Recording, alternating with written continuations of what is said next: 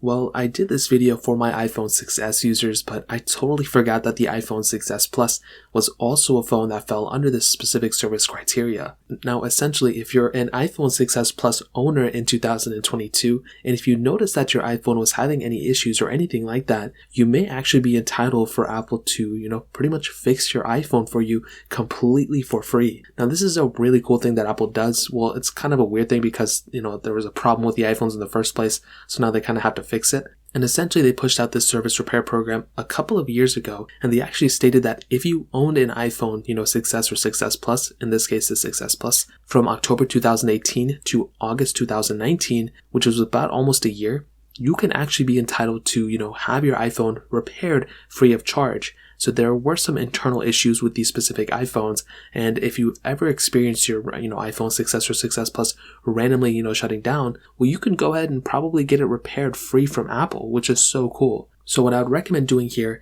is making your way over to this website, which will also be linked down in the description below, and I would recommend typing in your serial number here. Now, if you have an iPhone that isn't an iPhone 6S or 6S Plus, there is really no point in doing this because it's not going to tell you anything. But in this case, if you do own one of these iPhones, type in your serial number, and if it actually detects that your iPhone actually had this problem, or if your serial number comes up, well, you can go ahead and send in this iPhone to Apple, and they will actually go ahead and fix it for you and send it back to you completely for free. You don't even have to pay for shipping or anything. Now, you can also go ahead and make an appointment at the Apple store if you'd rather do that, and they will also do the same exact thing. They will go ahead and fix your iPhone for you, and they will go ahead and ship it back to you, and that's really all you have to do. Now, let's say you type in your serial number here and the iPhone that you have isn't supported in this specific service program. Well, that basically means that your iPhone probably did not have this issue. So because of that, you probably didn't experience any power issues or anything like that. If you did, you may also still want to contact Apple and let them know. You can, contact their chat support. On occasion, maybe you had typed in the serial number wrong, or maybe their thing was acting up and it didn't even tell you about it.